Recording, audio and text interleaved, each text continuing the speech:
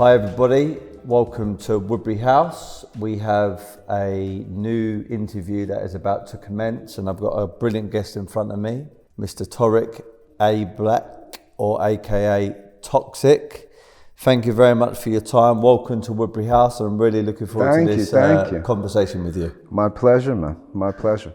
So taking it all the way back, there's some pioneers, there's some legends, there are some trailblazers that began this movement back in the late 70s, early 80s, which today we call street art, or there's multiple different names for it. Urban art, graffiti, the subway movement, etc. You're certainly one of those individuals that's in the mix. So from the start, how come, Toxic, you became a street artist? Yeah, we always think about that, you know, because it's like we always kind of started out in the street. We lived in the street. Everything we did was in the street. So I guess we were probably just like, you had the village people and I guess we were kind of the street people. I don't know. I always think about the terminologies that have been used, from vandals to, you know, somebody who actually does graffiti. It's always been, what I was taught was like, you're a writer, you write. And then it's like, what do you piece? Which is different from like, per se, writing your name and piecing your name. So when we started out, we were vandals, and maybe 30, 40 years later, we're again demoted to the streets, which is just, it's just the title. It's just what, it's easier for people to give a definition or title to something, and it is what it is, you know, I can't change that now. It's too late. Yeah. I know that sort of phrase or that title or that description, street art, some artists I've interviewed kind of resonate with that, and then some other artists not get offended, but they're quick to correct me when I say that, because it's almost, it engulfs a lot of things, but at the same time it can be a bit sort of, it's discrediting the art form a little bit, because it can be perceived as looking down upon. And one of the people I interviewed was actually Keo, funny enough, and he said he doesn't get offended by it, but he understands, he sometimes feels that people talk down about people that done stuff in the street. In actual fact, this is where the genre originated from, and it shouldn't be spoken down about, if that makes sense. Yeah, it does, but what you just said touches on something that's hyper important. We never had that talk amongst ourselves, you know? So, you know, this dude was considered a master, that dude was like your teacher, that guy was like, yo, just straight up, he's a burner. But we never sat there with like Jean-Michel or Keith Haring or these people who got included in this thing called graffiti in the 80s to say, okay, we do graffiti, what do you guys do? I know Jean-Michel wasn't offended. I remember seeing Jean, like somebody asked, what do you think about graffiti? He's like, those fucking dudes are killers. And there's like, well, you as a graffiti artist. He's like, I'm not. He's like, they really do graffiti. He goes, I paint, you know, I'm a painter.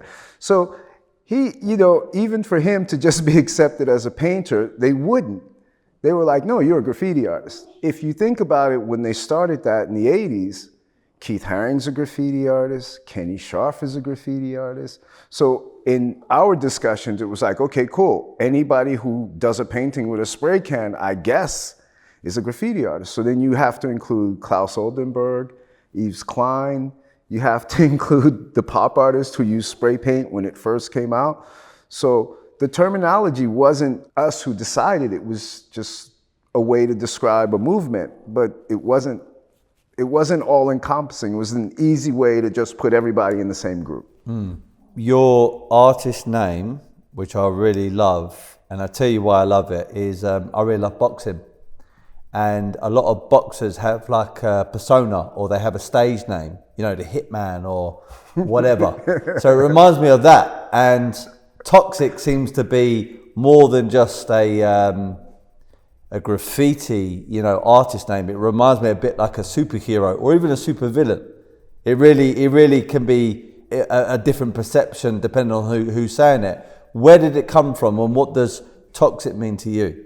it was a name given to me by another writer who actually just started writing, start painting, and he was like one of the guys who inspired me. His name is Crave, UTB Supreme, like TCV.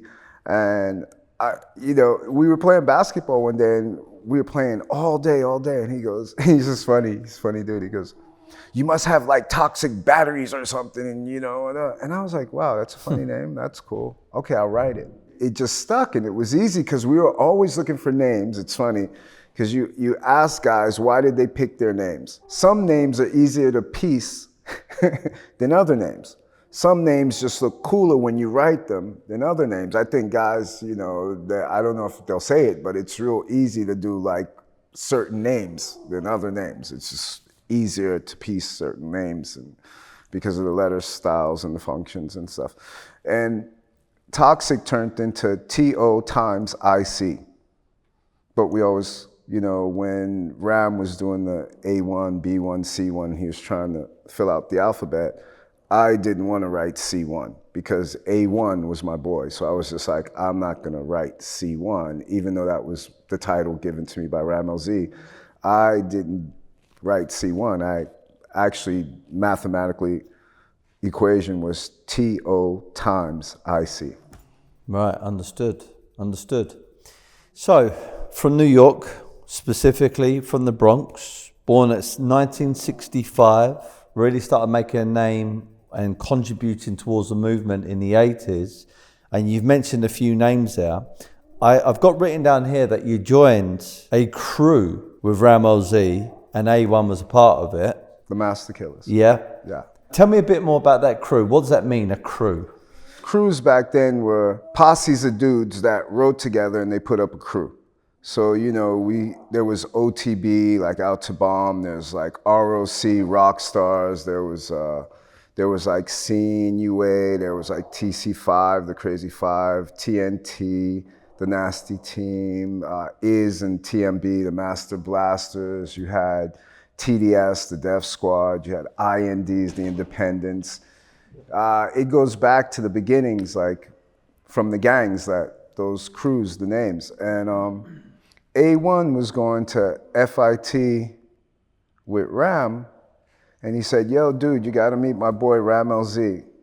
And I said, "Yo, cool." And I remember A1 showing me like this whole new way he was piecing, and I was like, wow, like what the fuck? Like the whole letter dynamic changed. And he was like, "Yo, Ram wants to meet you." And I said, "Yo, let's meet." And I met Ram, and he was like, "Yeah, I want you in TMK." We joined TMK, but at that same time, we were already like in Rock Stars, like the Crazy Vandals,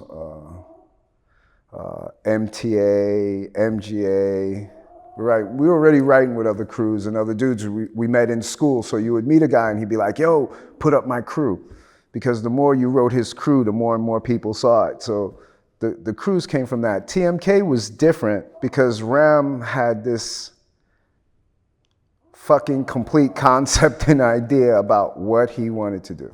And we were just kind of gonna be like little foot soldiers doing this thing for Ram, which turned into something completely different later on. Yeah. But in the beginning, it was just like hanging out and designing letters.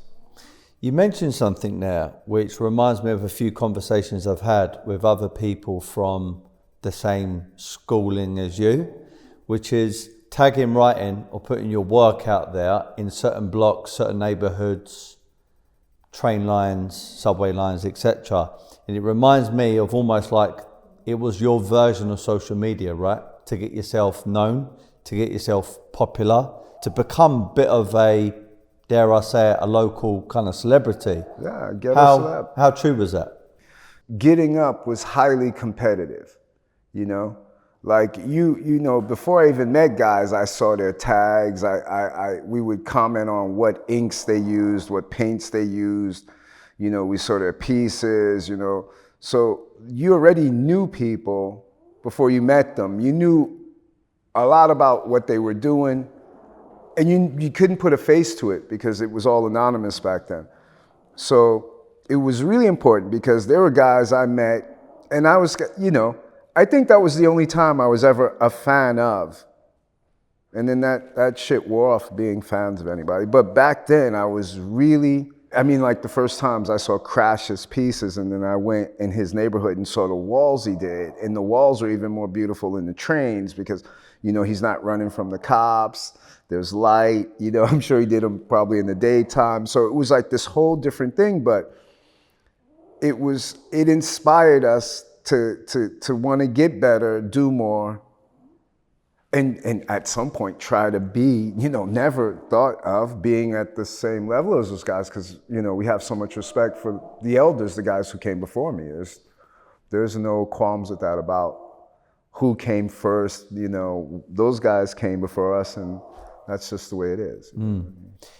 Rammellzee, Don D. White, Delta 2, A1, Keith Haring, Basquiat. I mean, these are some Futura. I mean, these are Crash Days. I mean, I could keep on going on. Lee Quinones. These are some really, really important names. Sadly, some are not with us and some are still with us today. Lucky enough, you're one of the few that is still here to talk about your story, your journey, and share with the audience what it was like back in the day when this movement was cultivated. Do you ever look back at some of these individuals that contributed towards this movement who are no longer here, and how would they be thinking today? What would their thoughts be about the current world of street art and the world of museums and galleries? That's I don't know how to answer that one. That's a real if question there. I remember learning from Jean-Michel and Dondi and Shy and still Futura and Crash and Days,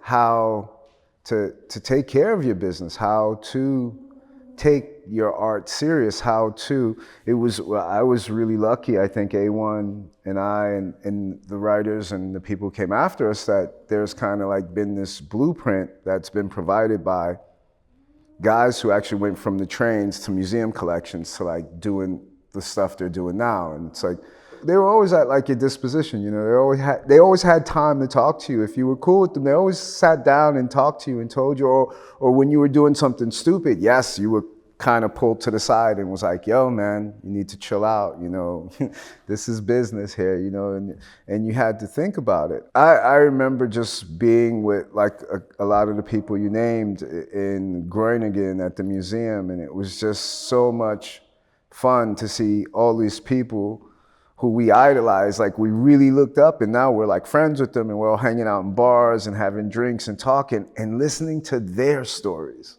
when they were young. And because, you know, you look at them and you're like, these old guys, and then you go, well, they were doing this shit when they were 16, 17 too. It's really funny because, you know, people don't remember Futura, or they see them now and they don't remember the Futura I knew with the Kango on, like, you know, dancing in parties and hanging out, or Dondi being there. And because it was a constant celebration and a struggle at times, because, you know, people gave up everything believing in themselves and their art, and the art world wasn't there supportive all the time for everyone. So, Reading about your journey, it seemed like you took the leap fairly quickly, and I don't know whether that was organic, I don't know whether that was planned, I don't know whether it's because you had a business mindset that you thought, I need to get to the higher level in order to make my work recognized globally and I can start monetizing what I'm doing, or make myself a lot more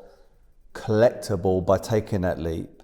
It seemed like you got into the museums, the collections, to the galleries relatively quickly, where some really, really cool artists remained still in the background doing the thing on the streets. I mean, I've even got here the Brooklyn Museum of the City of New York, Grongier Museum. I mean, some artists are not even in one today. So how did you make that leap? How did you become a lot more, let's call it towards the blue chip standard, quicker than other people? We went, A1 called me up. He goes, yo, because he was going to FIT, so he was in an art school. So he goes, yo, there's a show. And I said, what? And he goes, Crash, Say, Lady Pink, I think Days was in it. And so we went to see this show.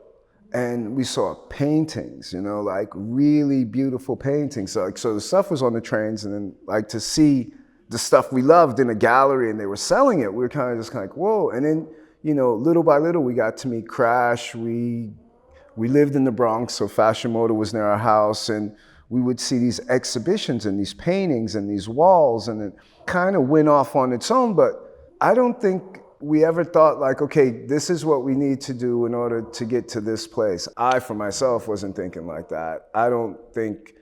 I think we were all kind of in shock. I think A1 and myself, especially, when we got paid for doing stuff, you know, because we were just doing it anyway. We never thought to be on the level of like, at that time, like Crash and these guys, we looked up to them. So it wasn't like, you know, we went to the gallery like, oh, look at our stuff, we can do this too. It wasn't like that, because you have respect. So we were just there like, and we were like, wow. And then it was at a moment where people were going to jail for painting trains back then. It went from cleaning trains to going to jail. I think if Jean-Michel didn't say to me like, yo, look, you could either do paintings or go to jail for riding on trains, man, what do you want to do? And it was almost kind of like an ultimatum from my parents. Like, you know, if you get in trouble, it's your fault and don't do it. And then I saw that maybe never thought of anything more than, well, I have enough money to get high and buy new sneakers and eat pizzas and do what I want to do. I never thought about it as a career. Yeah. You know. Sort of attached to this same kind of question or topic, I'm really interested to know, so at the start of this movement, it was frowned upon, it was illegal, it was known as crime, vandalism, these outlaws that were going out there and just painting the streets of New York and just doing their thing. But fast forward, you've got Christie Sotheby's, Phillips, Bonhams, Doyle's, all praising this movement of it's such a great thing. There must have been a tipping point.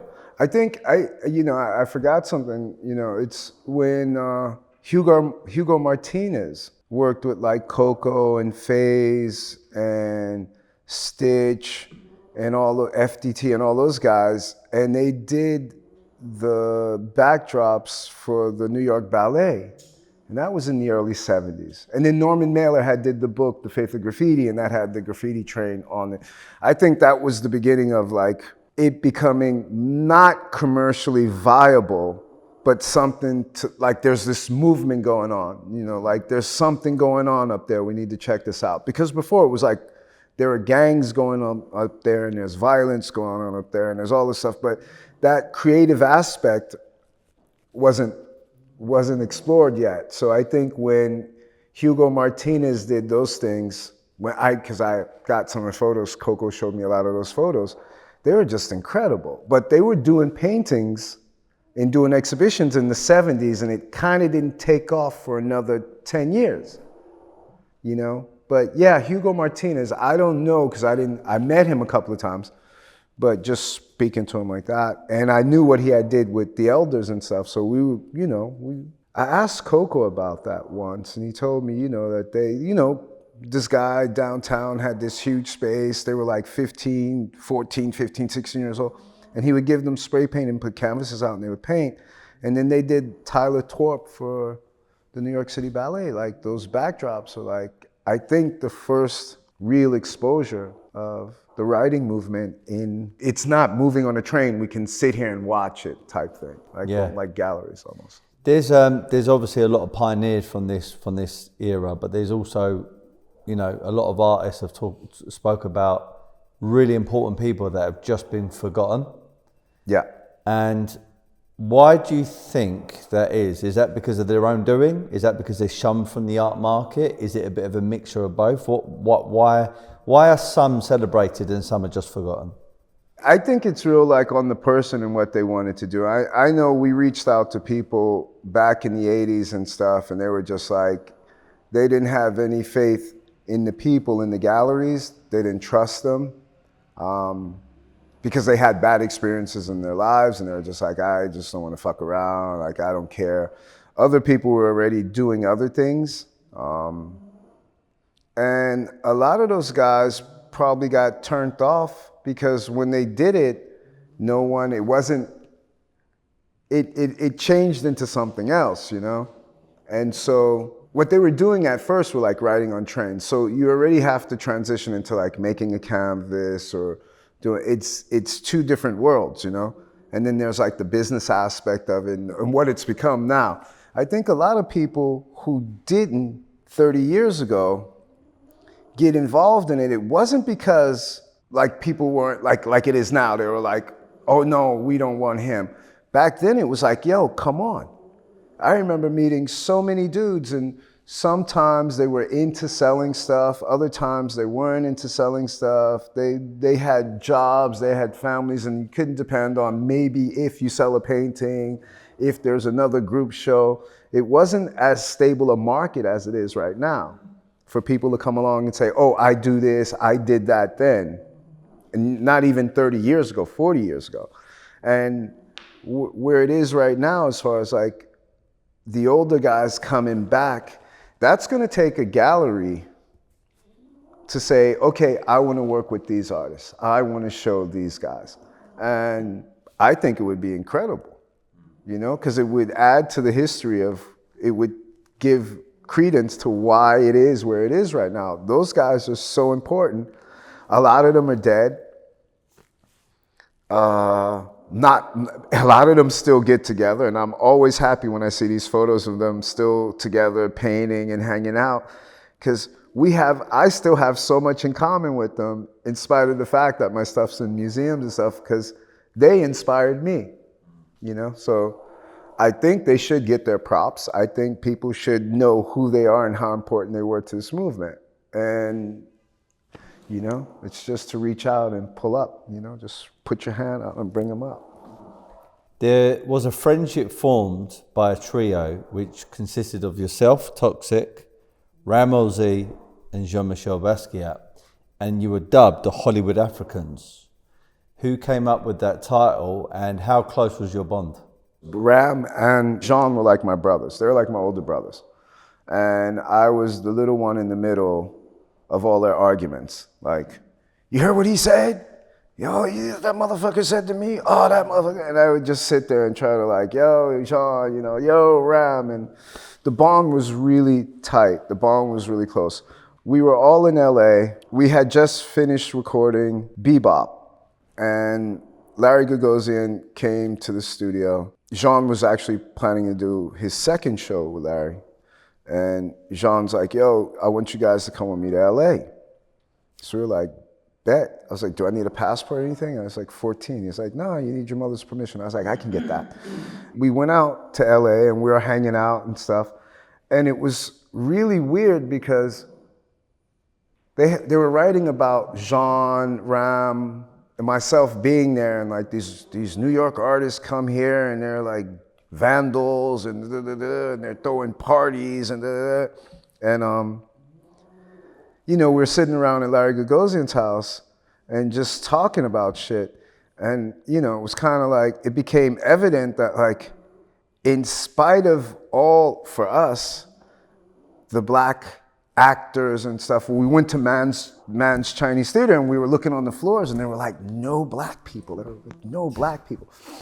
And, you know, we were just joking and Jean is like, yo, we're more famous, we're the most famous black people in Hollywood. The Hollywood Africans, you know? And it was just upsetting, you know, that realizing that we were watching all these movies and, you know, really taught by the cinema and television and all this shit. And you get out to LA and there weren't any representation of black people at that point. And it's funny because Isaac, there's a character on The Love Boat, he bought one of Jean's paintings at Jean's show.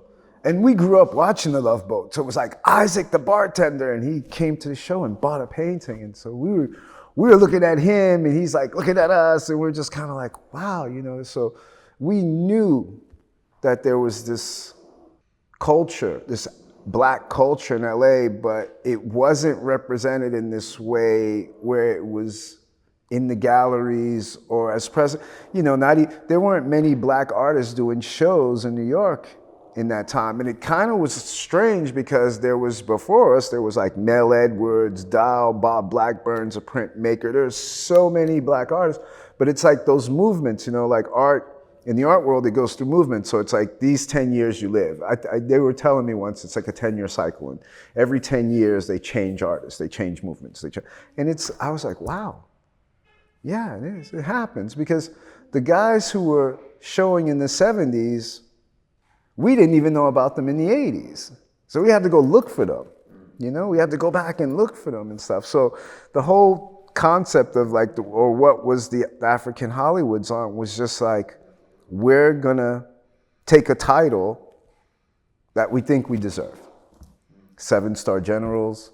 I think in the US Army, it's only 4 stars you get as a general. That's the highest.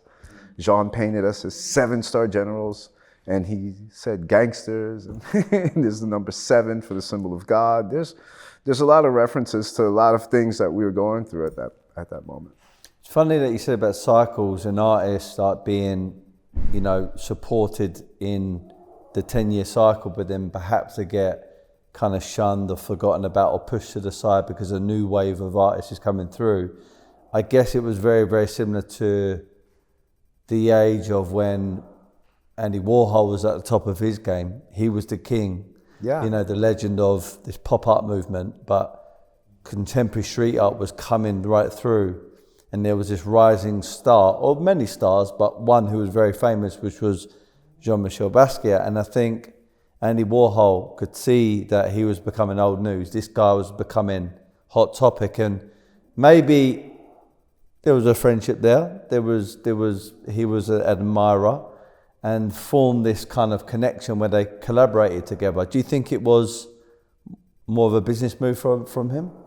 I think for Jean, it was kind of like a mentorship, you know, because, you know, Andy at one point was the epitome of cool in New York. That whole Studio 54 shit with Bianca Jagger and Diana Ross and Grace Jones. Like, Andy was the fucking center of that. He's like the magnet there. So I think Jean was looking at Andy in the way of like, what could I learn? And maybe for Andy, it was like, well, I guess Andy always hung out with young, beautiful men anyway, so I don't think it was a big change for him. But, you know, yeah, a lot of the people around Andy when he started, like Lou Reed went off and did his thing. Everybody kind of branched out and did his thing, and he was not, you know, because the factory was this whole conglomerate of different artists and people working together. Like Ronnie Coutron used to work there, and then Ronnie Coutron's doing painting. So I guess at some point, you know, it went from the teacher having no more students, you know, and he still had a school. I think it was I guess the exchange there was good. I actually, the last time I saw the show in Paris at the Louis Vuitton Foundation, I laughed again because I could see Jean fucking with Andy in the paintings, like painting over what Andy did, like, and that's like some straight up gangster shit. It's like, oh yeah, you did that so screen, I don't like it, I'm just gonna paint over it, you know? And so I was kind of like laughing because Jean was always like that. He was always testing how far he could get away with shit, you know? Talking about paintings and Basquiat, am I right in saying that I think you featured in one of Basquiat's works? The only person he painted more than me was Charlie Parker.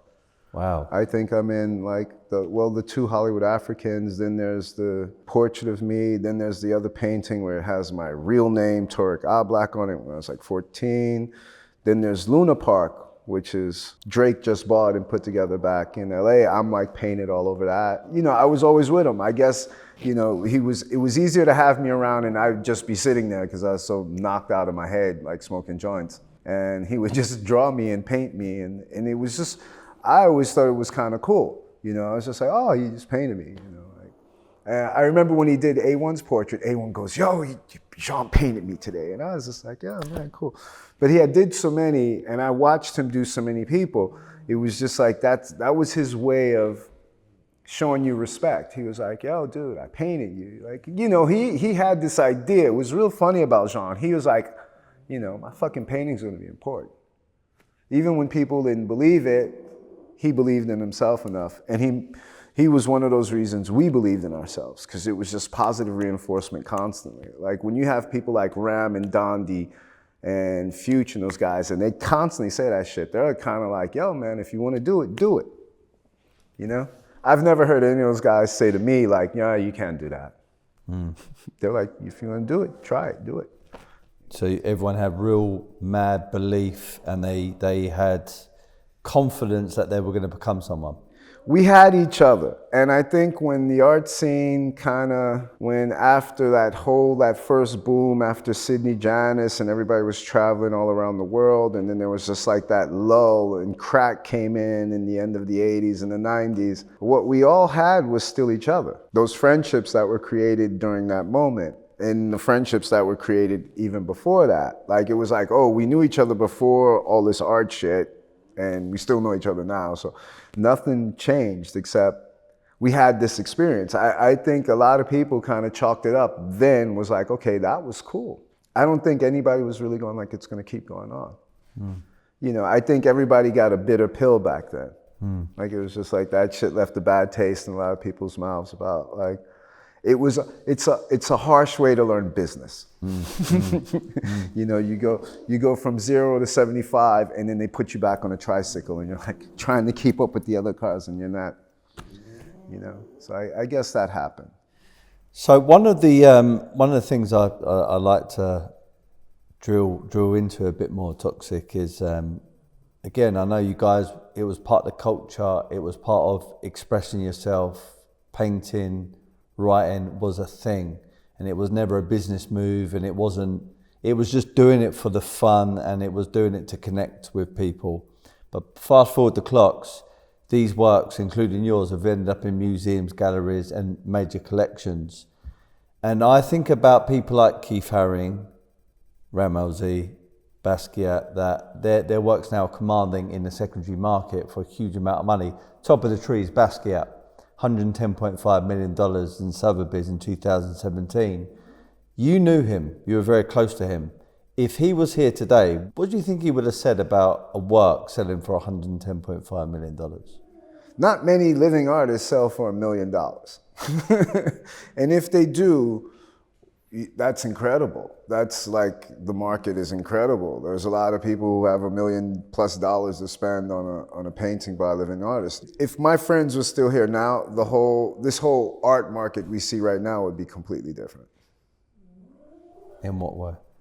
In a way where you would have had like really fucking incredible artists. It would, like, the stakes would be really high. Like, the level would be really high. Because, you know, you're painting with your contemporaries, you're painting with these guys.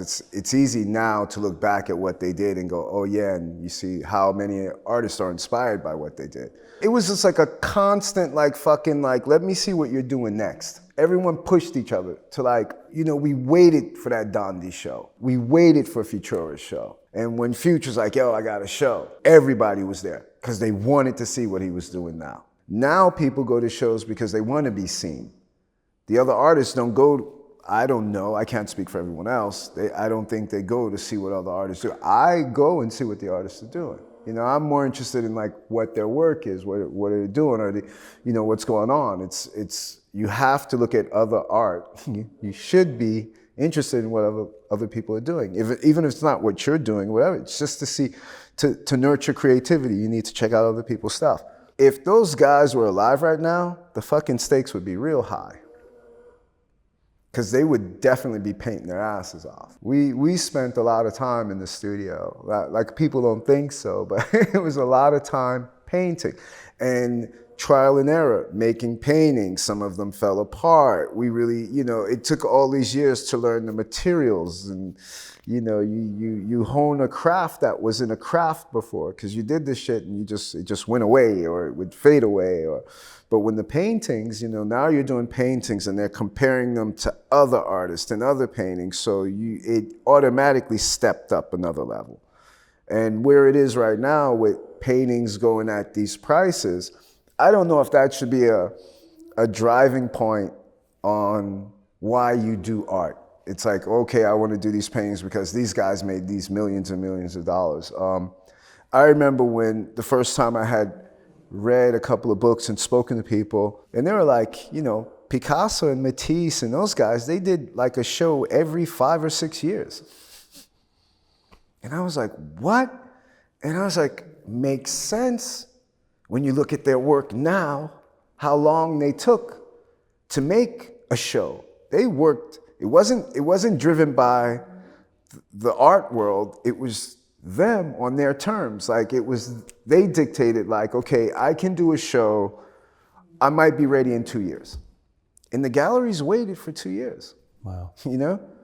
You know, those guys did like a one-man, you go back and look at Picasso and those guys didn't have one-man shows every 6 months. It's physically impossible. Or when you hear people going like, yeah, I hear people, my paintings are like, It's like, look, honestly, most of the people I know who create stuff, that make music, that make furniture, that design, that they're stylists, they're architects, they would be fucking lying through their teeth if they told you every drawing, every project they did was the best. Because in order to get that one thing out, you fuck up like 100 times. And then when you get it, you kind of know how you got it. You look back at that painting, and that painting might inspire you to do other things, but you're not going to do that same painting again. You don't want to do that same painting again. You want that painting to lead on to more things. Like it could lead into a series of paintings, but there's an evolution in your artwork that is a natural progression, like a musician. Like, you start out with like these little things and it turns into, but it's about time and practicing your craft and learning your craft and this whole thing, which I think, you learn that on the way. You learn that on the way. I think it's very rare that somebody's a genius unless they have like a major car accident and then they forget how to do something. But then again, at that time, it could always come back to them, but they know it. You go through these steps and stages to get somewhere, and it might be, somebody started in the subways, did a couple of art shows, and it didn't materialize into the museums and the galleries and stuff like that. And you have to look at it in all aspects. Maybe it was a bad business there, maybe it was a bad gallery, maybe it wasn't just the right moment. But at no point in shape, it should reflect on the evolution of the artist and his artwork. There are some, and hopefully this is a compliment, but I do see connections and parallels between your style, a little bit of Futura, Rammellzee, and a few other kind of legends. Yeah. I can tell it's your painting. I can also tell Futura. I can also tell a Rammellzee. But I also can see there's a bit of a melting pot between you guys. My question to you is, painters, songwriters, everyone's influenced by certain things that have happened in their lives and the experiences. What influenced your style of work, Toxic? A lot of the people you just mentioned. The term homage, or like I dedicated something to one of my friends. The way I thought about that was to paint, to keep the little things of them I knew or I got to see them do when they were painting, or a way of being about something, just to keep something about them alive in me, and maybe sometimes put it back in my paintings. There are constantly references to A1 in my paintings. There are just like A1 had no fear of colors, and he would just the wildest colors. Jean, if a line was straight or not, didn't bother him. Ram was like very precise and all these things. And if I could get some of all of that going on in some of my paintings, I'm fucking amazed. I did the best version of, I think, an homage to Dondi, and I said, Dondi would do this fucking painting with 4 colors. And it took me about 2 weeks to get the 4 colors that I never saw Dondi do a painting in. And I like went back and looked at all the stuff and I said, well, because there are all these new colors now, that Dondi never saw. Like there are all these 10, 40 shades of yellow and so I picked 4 colors.